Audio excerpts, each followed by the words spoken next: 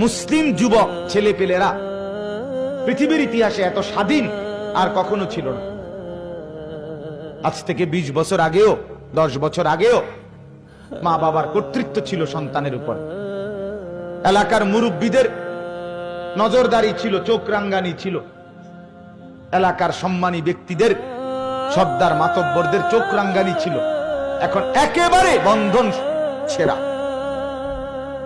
আহা মুসলমান, আল্লাহকে এইভাবে ভুলে গেছ। হায় যুবক মুসলমানের, যুবতী বোন, কিভাবে আল্লাহকে ভুলে গেছ।